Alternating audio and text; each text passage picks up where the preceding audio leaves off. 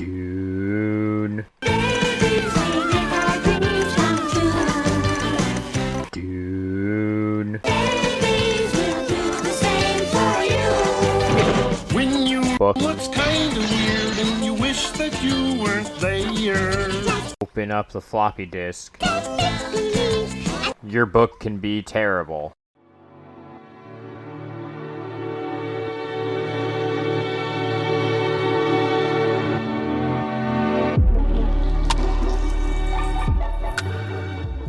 You said you were ready. Oh, I was just gonna keep staring at you for a bit. It doesn't work That because would you never amuse turn me. your webcam on. Yeah, but I can still stare at you. Yeah, but it doesn't. You can feel my eyes upon you. Nah. It's worse about Dune, Ben, It's the Dune Post-Mortem.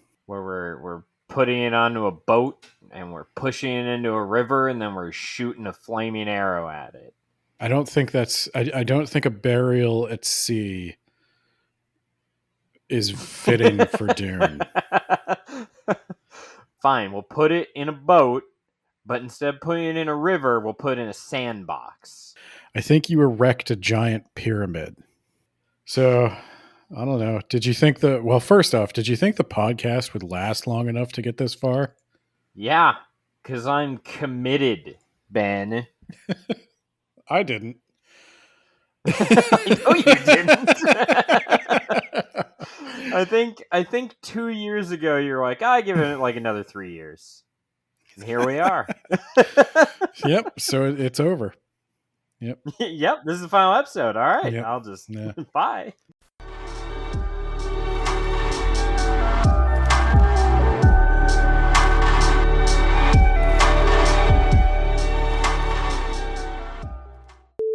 No, so we've officially covered all the Frank Herbert Dunes, and you started out as a bit of a Dune hater. I don't know if you're going to cut clips in from like the old episodes, but like getting you to read the first Dune was hell. It was painful, Ben. Maybe it shouldn't have been so bad. So, what stands out for you about the first Dune? Now that you've read them all, is it better? Yeah, or worse? I wondered about that. If we should ever go back and specifically just reread the first one. Yeah, that'd be interesting. Like a talking about Tolkien style Dune. I know there are definitely some chapters that would not hold up. There are many, especially in that first part. Yeah. That first part was terrible. Yeah, I still, like in retrospect, I think I've read them all twice now because of this. Like I read them right before we started the podcast. And then you'd start a podcast specifically so you'd have someone to talk about Dune with. It's weird. It's weird to remember how into Dune I was. That's a feeling I don't think I have anymore, to be honest with you. I think that's gone.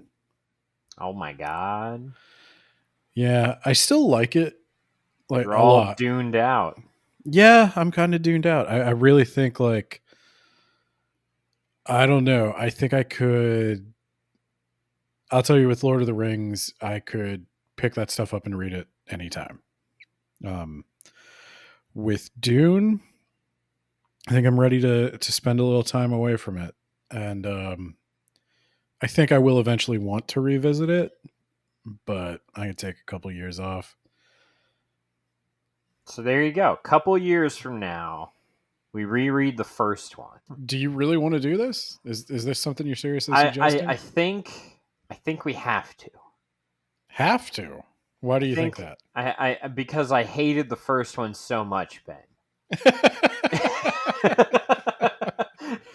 Because I think the first one was painful, and I want to see if maybe after going through the whole series and giving it, and yes, the whole series. There are no other books. Going through the whole series and then rereading the first one, giving it another chance, if I'll have any sort of difference in opinion.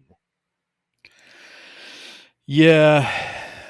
I can tell you, for me, that experience of reading it for the second time was, um, what really stands out is all the stuff that isn't going anywhere. Um, Chome. I was about to mention Chome, but that goes everywhere, Ben. That's mentioned in every single book. It So, is. So is the Guild, which is the next thing I was going to say. And then, hey, the guild went somewhere. It went right into the trash heap. We don't need you anymore. We've created thinking machines and artificial spice.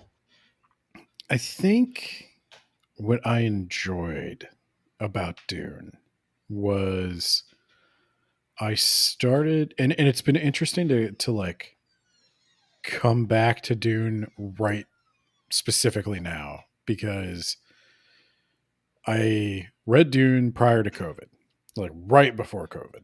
Right before we started this podcast. And I was just then really starting to get into like meditation and Doing the exercise and like spice. taking care of myself. And then what happened was about 2 weeks before my office shut down for COVID, which was only supposed to last for a week, and then we were going to go back. And then I've literally never been back working in an office since. Um, I dislocated my shoulder. And Now I remember that. yeah, I dislocated my shoulder and I wound up having to have surgery and everything. And I was doing all of that as COVID was going. And it totally screwed me up. I got completely out of meditation and everything. I destroyed my routines. And I think a lot of that led to me like having a resurgence of anxiety and everything. And so now, at the tail end of all of the Dune reading, I finally just really started to rebuild those routines. And I'm, as you, especially as I start like doing meditation again, what I really liked about Dune was like, I think the whole concept of like mindfulness and reading about the Bene Gesserit. I kind of wonder like if maybe that's some of why Dune clicks for me at the periods of my life where it did, was because like that's when I'm getting into like the mindfulness stuff, the paying attention to every detail. Like when you're sitting, you know you're sitting. When you're standing, you know you're standing. When you're talking on a podcast, you're painfully aware that you're talking on a podcast. And that's really like how the So Bene what you're Gesserit saying work. is I'm helping you learn meditation all over again. I'd say I don't know Yeah. how you're helping me. Yeah, me personally, when you're Uh talking on a podcast to me, you know you're oh, I talking on a see. podcast to me. That's true. Yeah. So there you go. You're welcome, man. Yeah. I think that that's a part of my life that like I really just like it's synergized well with Dune, to borrow, the corporate parlance. But that's something Tolkien doesn't really get. You don't you don't really have anyone mastering their own like mind or their own physical powers. I think that's the thing I really liked about Dune at the Yeah. If beginning. Frank Herbert had written it, Frodo would have just tossed the ring in because he would have learned that that was the way to the golden path, Ben. He They would have very much mastered need to everything. stay separated. They very much need to stay separate. I like them both for different reasons, and I understand why Tolkien hated Dune. I've talked about that You before. understand why I hate Dune? Because it was boring. Oh, it was awful. You have very low tolerance for boring. And You maybe have a things are very different now. Maybe things are different because that was the first year we did Words About Books, and like God knows, we have had our share of boring, shitty books since then. I think we have to label this one an evening with Ben and Nate. It's been a while. Yeah, I think this is our first evening with Ben and Nate because we're just talking about us. But I would say I don't think you're going to like it. You'll like it a little bit better on a second read because I think it'll be easier for you. Yeah, I won't have to like define all the weird terms he's throwing Yeah. at you. Yeah, but I think I don't want to say you've gotten better at like at reading, but you've gotten you'll humor books a little more More now. tolerant. Is that Yeah.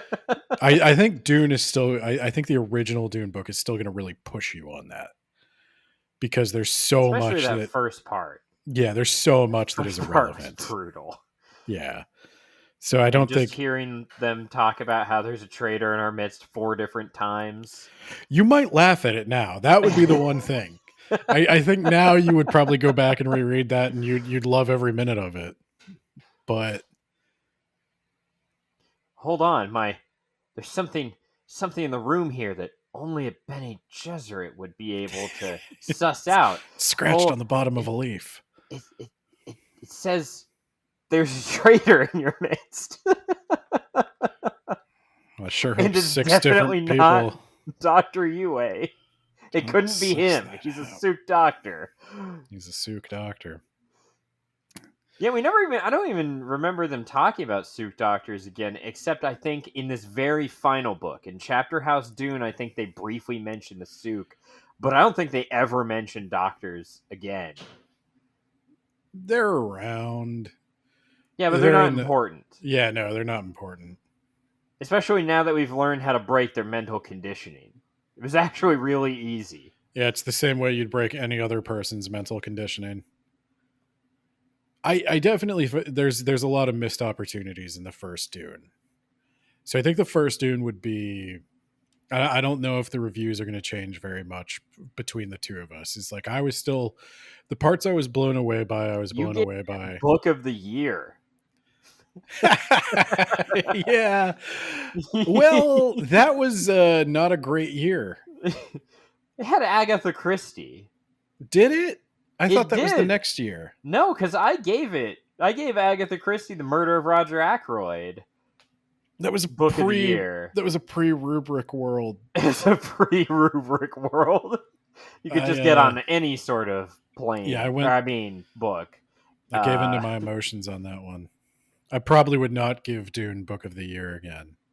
But I still it was still an important book to me. It still really jived with a lot of stuff in my personal life. I can't really remember. Did you start to come around on Dune Messiah? a little bit. I remember I liked it more, partially because it was about 400 pages less. It was the shortest book in the Yeah. series. It got its shit in and it got out, and I appreciated that. Yeah, Dune Messiah is necessary. I think as much as Dune can't possibly be any longer, you have to read Dune Messiah if you read Dune. And Otherwise, then you just kind of quit after that. you could. I would say go to Children, That's what I would say. finish the trilogy. Then, if you want to keep going, go to God Emperor. But Children's still my favorite. Children is I God think Emperor. I it's think is my favorite. I think Children is the example of the whole plans within plans thing done right. Yes, And I don't yes. think he ever quite gets there again. There is definitely an essay to be written juxtaposing Paul and Leto II and trying to figure out what Frank Herbert was doing with each of them. Because I think Dune Messiah is mandatory because I truly do think that Frank Herbert was trying to make Paul creepy, even in Dune. Like, I don't think Dune Messiah is an ass pull or a twist just for the sake of there being a twist, like a lot of people thought at the No, it time. very clearly. I mean, the first book ends with, "Whoopsie! I created a jihad, and like billions of people are gonna die. That's on me, guys. Sorry." Yeah, so I think I think Sometimes you accidentally become like, evil space Hitler. if you just read Dune, I I think think there is a evil and reading of Hitler are Dune. redundant in that case, actually. Yeah. He talks about Super space Hitler. Hitler. He talks Yeah, about he Hitler in does. Dune Messiah. Yeah. He's like, I'm actually worse than Hitler and Genghis Khan. And that was to his wife, who was That just was like, that was how is to. your day going? And he's I like, think. I'm the worst murderer in human history by a wide Uh, margin. I think he also. Well, I think he was the. I think he was saying it to Stilgar when I was thinking of Hitler. Oh, okay. He was telling Maybe it Stilgar you should was. look up Hitler because he did pretty. He killed like however many million people, and he's like, and that was pretty good in his day. But I've killed like billions. I've killed more people than existed when Hitler was around. uh, no, I think it's really easy to get the wrong reading of Dune if you do not incorporate Messiah. And I'm interested to Yeah, see what the you movies might go do with on that. Twitter and be like, yeah, it's just a white savior novel. And also for some reason so is the Lego movie? Question mark?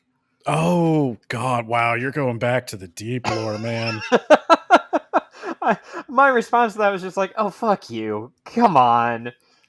I saw two like criticisms along that line.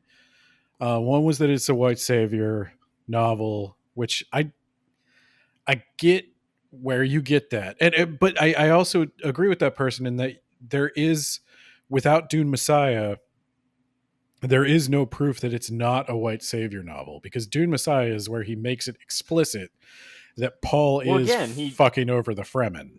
yeah, that's true. Yeah, you're right. I was gonna say in the first book, he does definitely go like, "Oh, whoopsie, Jihad, whoops, Yeah, guys," but to the but he doesn't. Fremen, Yeah, he he's the doesn't white fuck the savior. Fremen. Yeah, Yeah. no, the Fremen get. I mean, especially you can tell by children for sure that it's like, well, they're done. Oh yeah, the absolute decline of Stilgar into a shell of a man by And the end of it. then their culture is completely wiped out basically by God Emperor. Yeah, and mocked, and like the museum Fremen, they hate Leto. Um, and then Fremen are just extinct now. Dune was Yeah, glassed. I don't even think they mentioned Fremen in the final two books, did they? I think Shiana is like the only one left. Was she If even a and she wasn't Fremen? even a proper Fremen. Yeah. Yeah, well, I mean, she lived in the desert. That's the only thing I was going to say. But yeah, I think you got to read Messiah at the bare minimum. And the movies are going to, I think they're going to do Messiah. I think it would be good for them to do Children as well. But that would probably put you at 4 movies, which is an awkward number of movies. I don't know if anybody. Quadrilogy, yo. A tetralogy. I like mine better. So yeah, we'll see what they do. They could. They Hey, could the go all the way. miniseries did it. The Yeah. miniseries got through Children, Yeah. and it ended with him running and running and running and running. I'm sure that looked great. I couldn't watch it because there's no legal way to find any of that anymore. Oh, that's right, you didn't. Yeah. Oh, we'll have to find a way. So you can watch Professor X just running and running and running. Did you also not see Messiah then? No, I think I just saw the first episode or two. Oh my god. I have to Yeah, find a way. I found a terrible pirated copy that I watched the first episode or two, and then I was like, the quality was just so bad. I think if I went to the trouble of getting on a VPN and pretending to be from Britain and Who somehow wants to making an pretend to be iPlayer Britain? account or whatever they use, maybe I could watch it. So I've been informed it is not the Sci-Fi series. It is the BBC series that was aired on Sci-Fi. Yeah, whatever.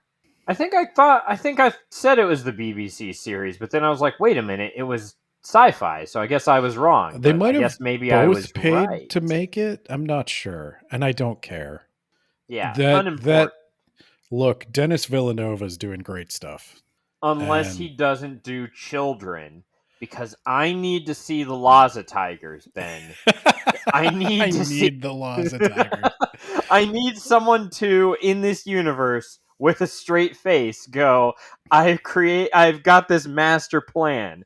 We have tigers with remotes in their brains, and they're trained also to specifically murder children, but only children wearing this exact outfit. It was that or a sniper. And yeah, I know the kids spend a lot of time walking around in open desert. But look, I need to write off this tiger. I Yeah. bought a couple of tigers. It was an impulse buy. Yeah, it really makes no sense because it's like you don't even have plausible deniability. They're tigers that are native They're to only found on your planet. Yeah. yeah, they're only found on Seleucia Secundus. I've almost forgot the name because we haven't talked about that planet in like 4 books. I think Yeah. that was the last time it was mentioned. Children of Dune. Yeah. Well, I do think Villeneuve is done after the next movie. Well, that's why if it does well, you can get in some Tim really Burton. cheap directors for the final one. Who's that guy that does won't everything cost you real? anything? Who's that guy that has like a stupid filter over Nate everything? from Words About Books. No, Wes Anderson. Get Wes Wes Anderson to do it. Well, then he'll have to put. I think he has to put Owen Wilson in it, or I think he does that, right? Owen Wilson can be Alia. Oh God, Jesus. No. So Children is probably your favorite. Leto the Second becoming Worm Boy, hero of the desert. Yes. It was the best like plans within plans thing. Everyone had a plan, everyone was trying to achieve a goal. All these plans then start colliding with each other, and that was the book. Those laws of tigers, as stupid as they were, kind of set off a plan. Yeah, they were a plan. and again, it highlights that not every plan is a good plan. Sometimes your guy is just an idiot. Yeah. Yeah. So then God Emperor, and that's where I really thought I'd lose you with God Emperor. I think God Emperor is my second favorite. That's insane. So do you, I asked you this at the time, but now with the benefit of hindsight, do you feel like you were just, is it Stockholm Syndrome? Or did you really enjoy it? I think I liked it. Again, there were times when I laughed about stupid plans, like, all right, we're gonna have face dancers. They're gonna pretend to be Fremen. Then they're gonna drop their robes, and underneath, like they had like 3 sets of robes on. They just kept dropping robes, and eventually they all pretend to be Duncan. But it was it was a plan within a plan to make the Tleilaxu look like morons. Yes, yeah, I like. I thought that was so hilarious in the 5th book when he's like, "All right, my secret plan is that the Tleilaxu are masterminds who've just been playing dumb fuck for the last like 5,000 years." I hesitate to say this because, like, I disagree with Frank Herbert a lot politically. I suspect I would disagree with him a lot on most issues, but I will say he got me thinking about politics in a way I had not been thinking about it. And libertarianism. Not so much Pull that yourself up by your bootstraps. Not so much that but the idea that you can't ever trust these people. What? You don't think that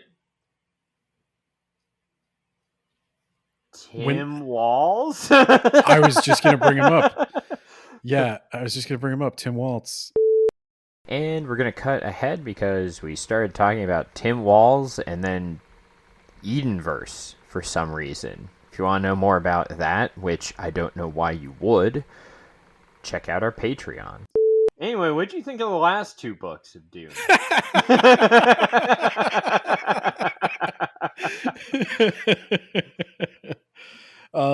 Yeah, Heretics. I think I went over that. That was a little hyper focused on sex for my tastes. Yeah. That was my least favorite book of the entire series. Well, no. Hold on. I think Is it it? was slightly above the original Dune, but it scored lower overall than everything else. I think I do like it more than the original Dune, just because the original Dune doesn't know what it is. I mean, that's the biggest flaw with that first book. Heretics, he kind of knows what's going on, but he's just way too happy with it. Like, for as much as Frank Herbert thinks about politics and running a society and all this stuff, and maybe this is just my weird idealism, but I don't think the Honored Matre's plan of sexually enslaving the male portion of the population is gonna work. Like, I don't think that's the like. That's just because you don't think with your Ben. Well, thank you, And I feel but sorry for you. um, no, I just think like, first off, that's kind of a dumb concept. Hear me out. What if we got him addicted to a drug that only we could produce? And now that's kind of what the sex thing is, but like with a drug, you could get everyone, not just the men. Because like on a couple levels, Heretics is just a little cringe now.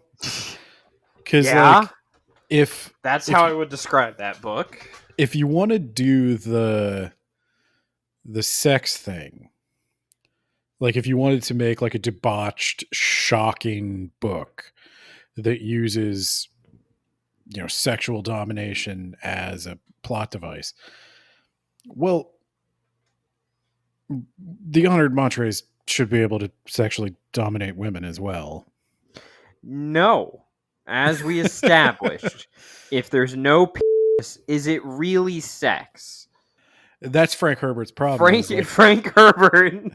He's like, oh, I'm thinking. I mean, he, and that was kind of my problem with God Emperor too. Is he's walking like right up to the line of some really deep stuff, and then not quite getting over it. And then you read about how he basically disowned his son for being gay, and you're like, Yeah, it's wow. like, dude, the Bene Gesserit are all about that like mindfulness meditation thing of like, take reality as it is. Don't add anything to your perception of it. Just observe, take in all the information, do all that. But also I've got this giant bias that colors my perception of what is even possible on the most basic level for humanity. Like, you can imagine people training themselves to be literal computers. You can imagine people using a drug to warp themselves into psychic fish monsters in space. But lesbians? Yeah. Let's not get crazy now. Icky. I just can't believe such a thing would be possible. That's a line my imagination cannot cross. And it's like, that was it stands out now. And I think it probably would have stood out to me even then as like, because the Honored Matres are like hedonists, right? And they enjoy having sexual slaves. Only P and V, okay? If you have V and V, those are the same letters. I don't what is this weirdness that you're talking about? That's crazy. And to be clear, I'm not arguing for like a hot lesbian sex scene in Heretics of Dune. I don't really think that would have improved the book. I don't think he actually did that, but you know, if anyone's I think Brian's very uncomfortable with the topic of sex. I read Hellhole. Oh yeah. Oh yeah. Yeah. He does not want to touch that. He's just like, and then sex did happen. It's like, no, Brian, get in there like your dad did. Tell me how Duncan won the fight. He threw a jab and a hook, and you just figure out what that means. Yeah, Heretics. I like parts of it. I think I like the start of the Duncan character arc. I like Miles' tag a lot more too. Yeah. On a second read, I kind of like the evolution of the Bene Gesserit. I think the Honored Matres are just kind of a weak opposing force. Especially in that first book when they just got their asses kicked over and over and over. They Well, did not seem intimidating at all. They're kind of a weak opposing force in Chapter House as well, because like, okay, they're violent. That's nice. They can kick you really, really hard. Do And we they not had have sex nukes with anymore? Catmen. No! We gave all those up, I guess. The God Emperor had a strong policy against nuclear weapons. He had a very strong disarmament policy. Yeah. So Chapter House, what were your thoughts? Do you have anything more you wanted to say about those two? Chapter House, yeah, I feel like he was definitely setting up something. And that was that robots were coming back. Pew pew kapow. Do you think, now that you've read the whole series and you've had some time to think about it, do you think they were worth reading without the conclusion? That's real hard to say because what we talked about in Heretics was that he set up a lot of stuff that he couldn't pay off because he died. Like the Super Mentat and the Super Gola.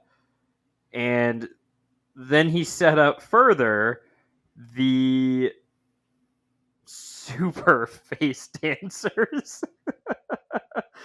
You know, when you think about it, the Bene Gesserit actually were the only ones that got weaker in the scattering, it seems. The Honored Matres came back and sucked. Well, that's because they don't have their other memories. I think that does make sense story wise because the Bene I think Gesserit it are does. so It's just, dependent on. sucks to suck, guys. Sorry. Yeah. But yeah, I think it's worth reading in that it's interesting, but you have to go into it knowing you will never get answers for this because the 7th and 8th books that were really just the 7th book were written by someone else, two clowns who had no idea what was going on.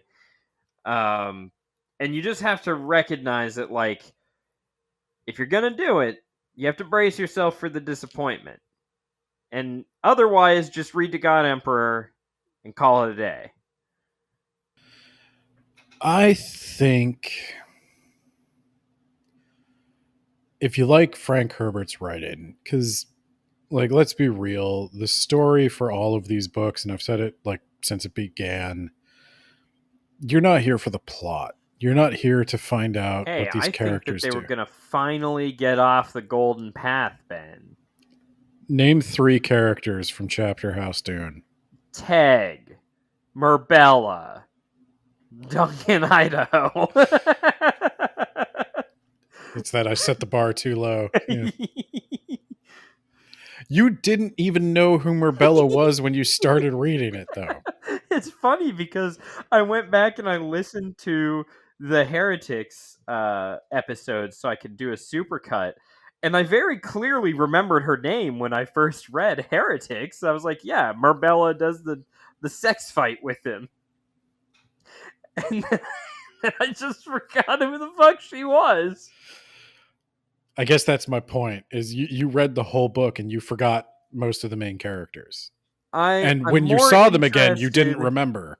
Yeah, I'm more interested in more where they and humanity ends up at the end. And that's the thing. The whole point of Dune is to have these weird Socratic dialogues between two opposing viewpoints. Damn the Romans! Oh yeah, he did say that.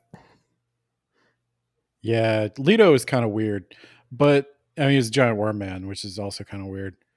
But yeah, no, he puts those weird Socratic dialogues in there so that he could give you all his thoughts on humanity and government and society. And he, I think, like I said, I disagree with him on numerous things, but I enjoy the dialogue. Honestly, like Socrates. I don't think Socrates and I would get along on a lot of stuff either, and he's kind of going the other way on some of those issues. Um, he's a little too enthusiastic about. Bring me a boy Yeah, to have yeah. a dialogue with. That's it. He wasn't subtle. I was at a wedding this weekend, and my uncle was like, "So you read all the Dune series?" I was like, "Yep." So you got through House Carino and nope, nope, nope. I didn't. Nope, those don't count. Those don't count. Sorry, those don't count. There were only 6 in the series, and I read those. Yeah, What did he say? he started to explain to the other people at our table that they went back and did like the Machine War, and they did. And I was just like, "Yep, they don't count." I just talked over him for a bit until until I started talking to someone else. It's good to see that this podcast isn't the only time you interrupt and talk over people about books. Yeah, I remember I had a talk. I think I might have mentioned it. I don't know. My friend Scott, aka Pizza Snail, who has since passed away.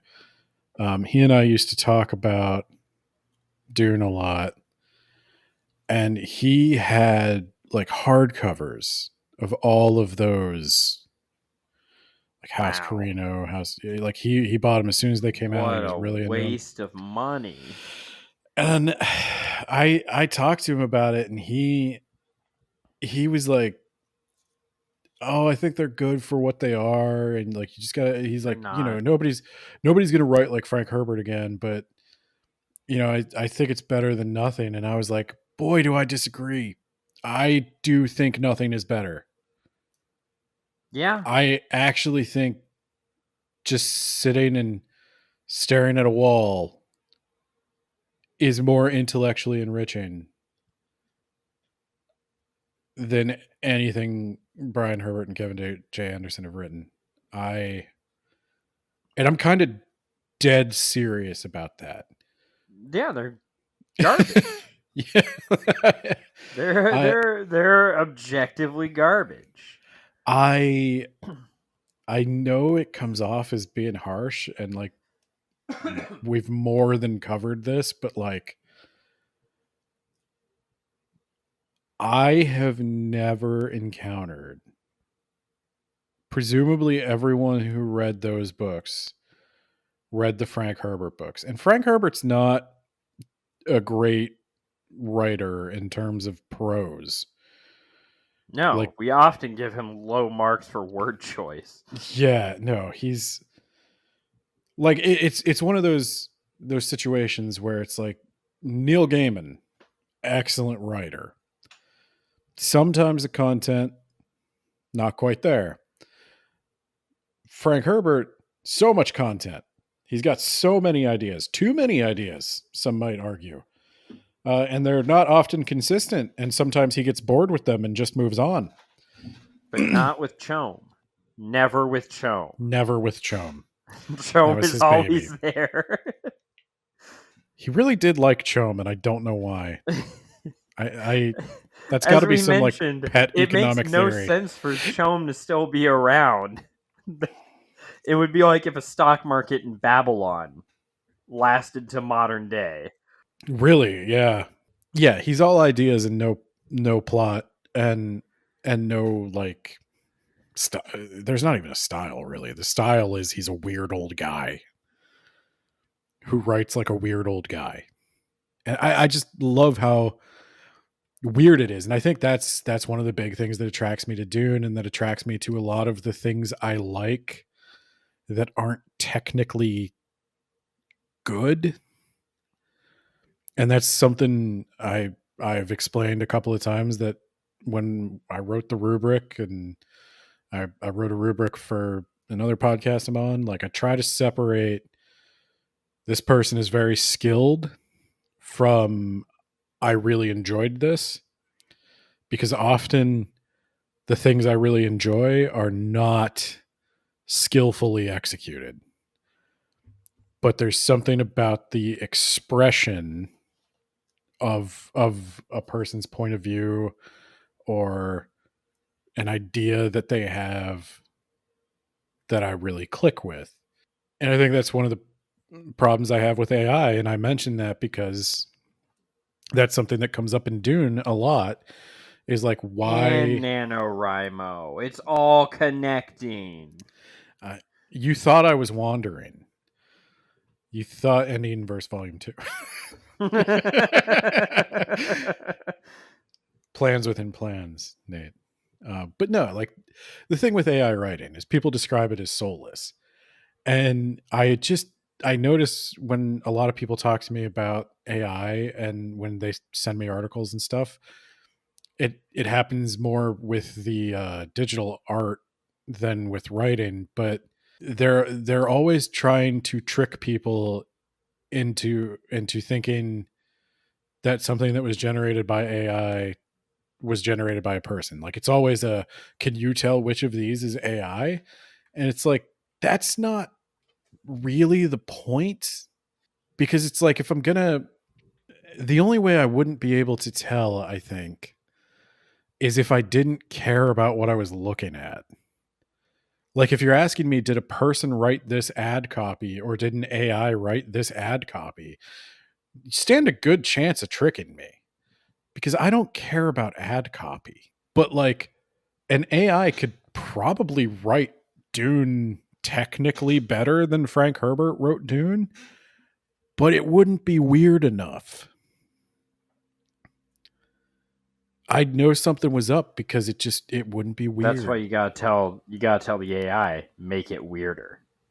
Well, but that's the other problem is It we were needs talking more a little, sexual deviance. well, we were talking a little bit about this in the Words About Books Discord, but that's my problem with the AIs that write. Like we've done a few experiments with this when we had it write Bull Who Gored Leto's Dad of Dune.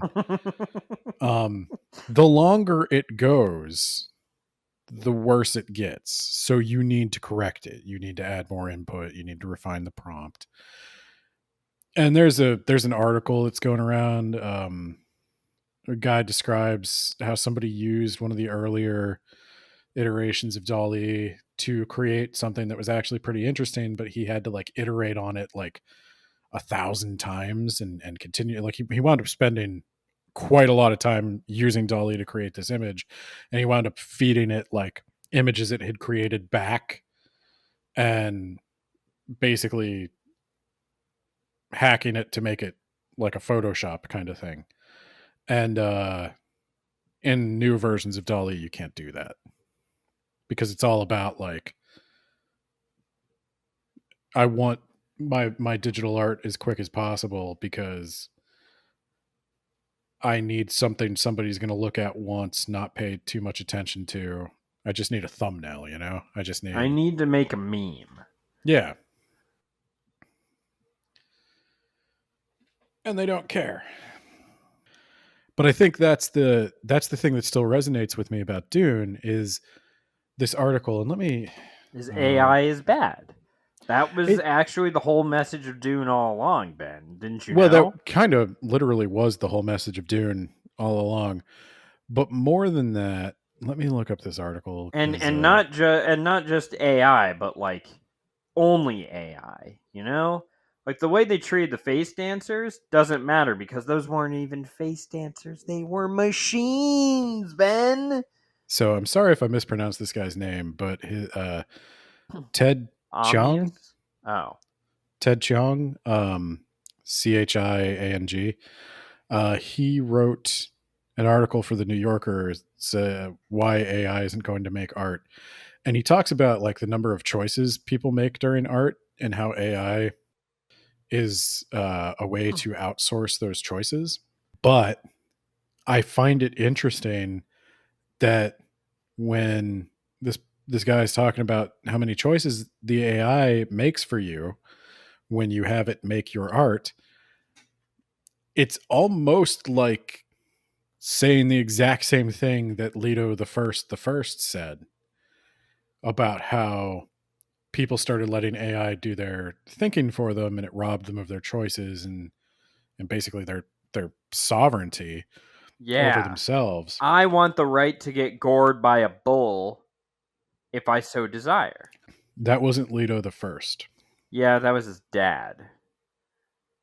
And ever since then, he has both the bull's horns covered in blood and some other thing for his dad. The Leto's into spear? I, murderabilia, I, I but don't know. the point is what Frank Herbert puts into Leto's mouth about AI and why it's a detriment to human society and why he thinks that this human society would get rid of it is super relevant even today. The idea that we need to be mindful of our choices is really like a big running theme. And I think that's even why he constantly invokes like Zen and all these other like forms of Islamic mysticism. He's constantly bringing it back to the human mind. And then another interesting thing is in God Emperor when he switches it around and he says the God Emperor is like, the machines, the AI is not really the problem. The problem is The you damn can't face dancers pretending to be machines. the Yes. problem is you can't use it without letting it make all your choices for you. And I don't know what to do with that. Embrace using AI. Well, that's what it's not as simple as that though, because what Leto is suggesting is that there is a way to use AI mindfully, but if you're literally letting it do the mind work, I don't know how to do that. And that's a conversation I'm kind of still having with myself because I do agree with the tech bros on one thing, and that is I can't stop them. Like it's going to happen. These tools are just going to become more and more ubiquitous. And some sort of equilibrium I hope is possible. And I think it's kind of unfortunate that like what Frank Herbert had to say that was probably most relevant about our current time and one of the biggest technological problems we were going to face, he died before he made the point, and I really would have liked to hear his thoughts on that. Yeah, thanks a lot, Frank. But Yeah, yeah, there we go. Those are our final thoughts on Dune. 0 out of 10 because Frank Herbert died too soon. let us Goodbye. know No. what unfinished classic you want us to look into next. You know what we do have to do still? If you say the Wheel of Time, my answer is kind of no. No, God, Okay. no. I was going to say we need to rubric Chapter House, too. No, we did. No, we didn't. We said we were going to save it for this week. Oh, okay. Then let's do that. Yeah. Got my rubric out. Hang on, let me get mine. It's funny because I think I scored every Dune the same way. Or no, sorry, I scored Messiah, God Emperor in this book. Different categories, but Well, they're all overall, they're all 63 points. they're all kind of the same thing. It's just Frank Herbert putting his words into characters.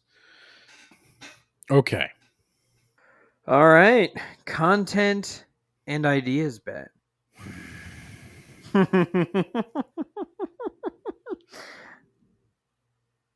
Going out with a bang. It's a 5. Oh my god, I gave it a 4. I'm going 5. I'm still thinking about it. I'm like I think Chapter House Dune is one of those books where I could read over some of the things O'Drade says about the history of humanity and human behavior, and every time it's going to make me think something a little different. And I think most of the ideas are so random and so self-contained within whatever dialogue is happening that they're not affected by the fact that he didn't finish it. Wow. Damn. I just went with 4, Ben. So, you know. I still thought it was above average.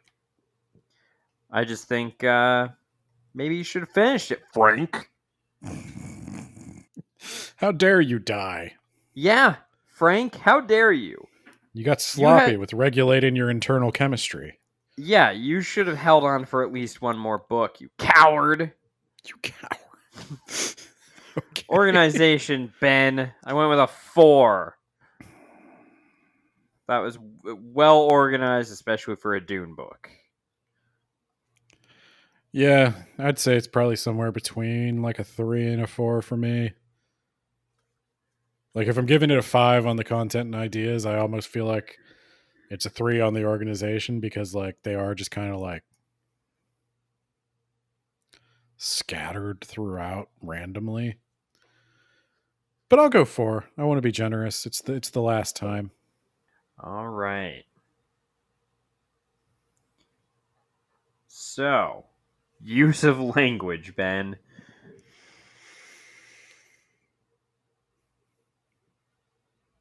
I think I'd probably still go with a 3. It's better. Yeah, I was also going to go with a 3. Nothing stood out as like Yeah. awful, It's not a 2. I which is what we gave it for Heretics in the original. Yeah, I think it's better. So please stop talking about sex. Yeah, please stop. Frank, please stop. Personal preference, Ben. I'm gonna say 5. Wow. I still went with a 3. Generally positive. I honestly, I think part of that is because this is the end. I think if this were the middle chapter of a trilogy, I might actually see it a little better. But just because it's like it introduces, well, I mean, not right at the end, but they're finally revealed and they talk to each other at the very end, seemingly intelligent super face dancers, and then it's like, find out what happens next time. Never. And then they peel their faces off and they're Omnius and Megatron or whatever. It's a huge fucking letdown. I really, it truly words cannot describe what a letdown the conclusions were. So recommendation strength. I still have to give it a 3. I think So because that final chapter isn't there, I'm kind of like, they're good books, but if you're not going into it with the mindset of I'm going to be let down, just stop at God Emperor. Finish God Emperor and call it a day. No, I absolutely agree, and this is where I'm going to make up for my 5. I'm going to say a 2. Oh Because my god. I do think it is a niche audience that wouldn't care about major flaws. The major flaws being it's unfinished. That is a major flaw. It's totally unfinished, and yeah, there's just no way around that. It's not a satisfying conclusion. It doesn't end the Dune saga. The people in charge of it, I just really don't have any respect for, and I think they actually did worse than if they'd done nothing. So, yeah. So fuck them. They're garbage. I hate them. I don't think they're like, okay, I don't hate them. I don't think they're. I don't think they're garbage. I don't think they're bad people. No. You what you did to my entertainment book, you No. you I deserve my hatred and scorn forever. I want to be really clear about that because we do give them a hard time. And professionally, yeah, I do not have a lot of respect for their writing. But yeah, they are human beings. I definitely wouldn't like yell at them in the street if I saw them or something. No, I probably wouldn't recognize them. I would recognize them. I Yeah, I guess that's fair. I don't care enough. I think their books are all really bad and boring, but like, don't be a weirdo and send death threats to people because you're fucking. They put Ewoks in your Star Wars or whatever stupid bullshit. Well, and I know a lot of people wrote to. I've Oh, mentioned they this had to kill before. Chewbacca, and so we had to write death threats to fucking what's his nuts. R.A. Salvatore or whatever. God, Another can you guy whose fucking writing I don't imagine? like. But no, people wrote to Brian Herbert to say like he was purposely sabotaging his dad, and he was And maybe he did, Ben. Maybe he saw those notes and it was so sexually deviant. He was like, there's no way. There's no way. maybe it finally did get into the gay stuff. Oh my god. But it's Yeah. Frank Herbert, so it's like super weird and like he's trying to figure out what gay Oh, those how face you dancers can be anything. Frank Herbert didn't have a word for like pan, but he probably invented a much dumber word for it. I can't even imagine what it would be. Degendered. degendered. Yes.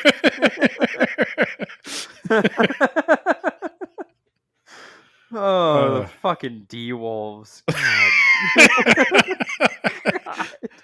God. but yeah, no, I think it's a 2. Because I think that's a huge flaw. And to the people out there who say that they wrote a passable conclusion, I don't understand you. You're wrong, but it's I okay. This is as close as I come to saying I think your opinion is wrong. I don't understand it. I can't understand it. And like I said, I talked to my Scott and I were great friends, and we talked all the time, and I understood a lot about him, but I could never understand that. So my final total, 68 out of 100. Mine was 63. Pretty close. I think the main difference between us is where we chose to categorize similar grievances. Yeah. So that's it. That's it. That's Dune. Maybe in a year or two we can reread the first one and there's going to be a third movie and then I can't imagine there's anything else. No, unless they keep going with the movies. I would love to see a God Emperor movie because I can't imagine how they could actually do that without just completely just ripping up most of what the book is. Yeah, I mean, I'd be willing to look past a lot of adaptation stuff. They'd have to just make Duncan's part way bigger. Or they could just they could film it on a shoestring budget, get like 5 actors and 1 camera, and then just have a guy do monologues for an hour. Get like a Jim Henson like Dark Crystal style puppet. Come milk my flaps. It's the only way to survive in the desert. Oh, he did. That's true. That did happen. I plan on releasing a supercut of all 6 Dune books. Oh, that did happen. yeah, that happened. Oh. Yeah, well, I guess there's a Dune-shaped hole in our schedule now. Yeah. I don't even know what we're going to do anymore. Yeah, we probably need another big sci-fi thing. Leviathan Weeks.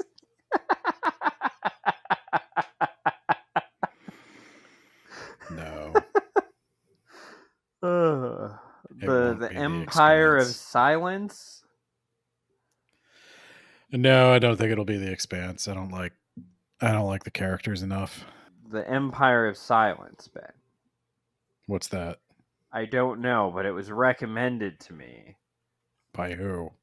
by the same person who recommended Promise of Blood and The Expanse. So you seriously want to do that? It was actually on the schedule until I realized we will not have enough room for it. So Why? I got to give him another chance. Who is like is this like is the person recommending this to you like an old woman whose cat you hit with your car?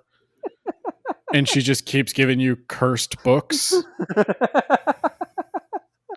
No, I maybe that's fine.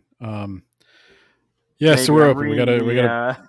I'm reading the description now, and I'm like, maybe I don't know, man.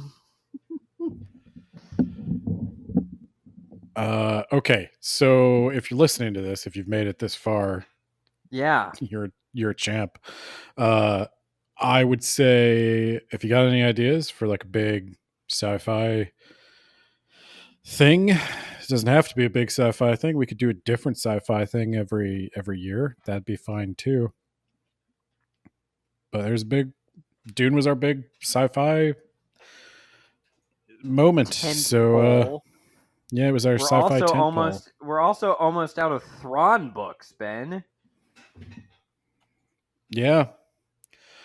So we need sci-fi suggestions, not The Actually, wait, Expanse. no. There's a whole other Thrawn trilogy. That's right. There's a third Thrawn trilogy. We started this podcast with Thrawn. We will end it with Thrawn. Yeah, Timothy Zahn, you gotta keep pumping out the Thrawn novels. It's the only thing that powers this podcast. Did you know? Did you know? Bill Clinton and James Patterson. I don't know who that is, but Bill Clinton wrote You a don't know who fucking James thriller book. Patterson No, is. I'm too busy focusing on the Bill Clinton thing. Okay, James Patterson has written like hundreds of books. Yeah, but Bill Clinton hasn't. I did know about this actually. I did not. Okay, so this book, I'm going to tell you right now, it's going to suck. It almost certainly is going to suck. It's gonna James be Patterson terrible. is terrible. James Patterson is terrible. And Bill Clinton is. No, you know what? I don't want to. I thought about it. I'm like, look, with OJ Simpson, at least we know the money doesn't go to him. With Bill Clinton, when he dies, when Bill Clinton dies, if we're still doing words about books, we can read that book. Maybe Hillary will outlive him, and that could be the one nice thing we've ever done for her. Hey, we talked about Pokemon Go to the polls. We kind of owe Hillary Clinton like one free punch at this point. I don't know why we keep making fun of her. It's just so easy. It's really easy. Which I think is probably why she lost. Yeah. Not like Tim Waltz. Yeah. I'll tell you what. I'll tell you to make up for the bad things I didn't really say bad things about Tim Waltz, but to make up for my dismissal of him,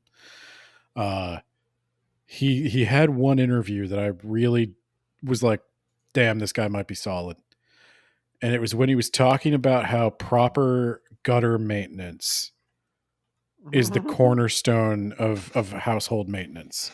He's like, a lawn, yeah, that's important, but it's not the biggest thing. He's like, if somebody has poorly maintained gutters, I notice, and that can lead to a lot of problems down the road. And he had like he was like, I take it personally if somebody has bad gutters. And he was really advocating the use of a gutter shield or gutter guard.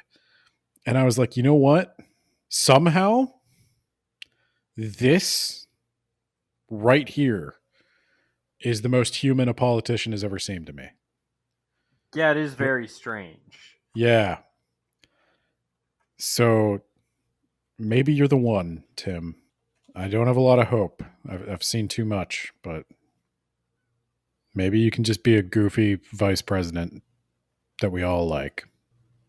Then in 16 years, he Dune Messiahs us. I can't even imagine being an undecided voter. Right? I've felt that way every year of my life. I was mostly decided in 2008. But I was like, you know what? If Obama loses, I like McCain. I'm okay with that. And then I saw McCain's running mate, and I was like, under no circumstances. No way. Nope. Nope. That's when he completely lost me. So here's one for you: Sarah Palin or Donald Trump? Sarah Palin. Yeah. All right. I think that's it. I'm going to have to cut this into a something. Just cut like a half hour out. I'll just randomly. Yeah. 21 minutes in to 51 minutes in. Just cut it, delete that, stitch the rest together. Don't even listen to it. Whenever we start talking about Edenverse to whenever we stop talking about Tim Waltz, just cut that. I don't even know how we got on that. But now we have the master copy of Edenverse. We have. Do you know how to make an EPUB? We have nope, not at all. We have a directive that we have to NaNoWriMo Edenverse Volume 2 into existence, and we have. But we're not going to call it NaNoWriMo. We've wrapped up our. We're going to call it Benmo Natemo. Benmo Natemo.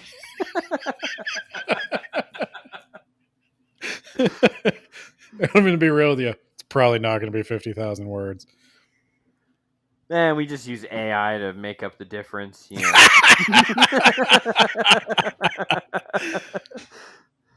We'll just use Grammarly to make it more aggressive.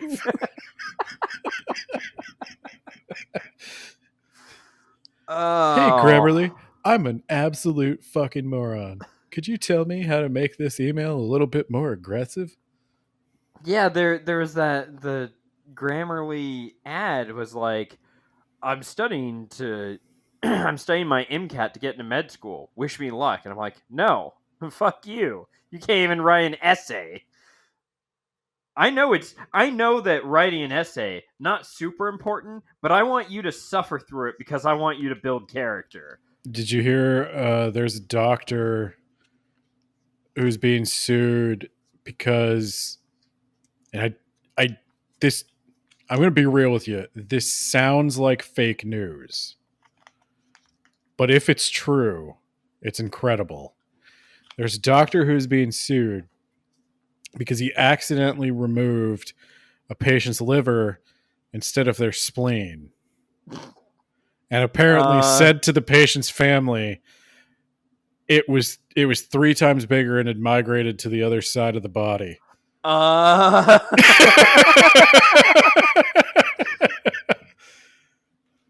So I think I'd also have to wonder, like, was the rest of the OR team drunk? I mean, like, at some point, you know, I've been in on a surgery. I've been right up there. And, like, I think I'd be like, doctor. Liver's on the spleen's on the other side, man. You sure that's the spleen? Like, can we take a step back here? We're absolutely sure this is the spleen, right? This will not surprise you to know it's in Florida. This is being reported in a lot of news outlets. This might be real. I typed in Florida doctor and it came to the top. Oh my god, this is real. Oh my god. Oh god. They later found that the spleen was still in his body with a small cyst on the surface. Wow. All right. We're done. It is over. Now, all that's left is to shout out our Yacht Plan patrons. You've got Jamie, the Gravy Man, on If You Want the Gravy. And you do. You do want that gravy. As long as it's not book related. And then you got Isekai Sensei Sama. From that time I got reincarnated in the same world as an anime podcaster podcast. Is Dune an isekai? Maybe. Got John Bierce, real author. Might be seeing more of him soon. Check out his book series, The Mage Errant, as well as The Rack, which was a Wabi award-winning book. And he maybe has another book coming soon. And then finally there's Shy with a Y. You can follow Shy on TikTok. That sounds right. Okay, bye now. History is written on the sands of Arrakis. The chapter has ended, swept away by the whirlwind. One door has closed, but another has opened. And on the other side, our future.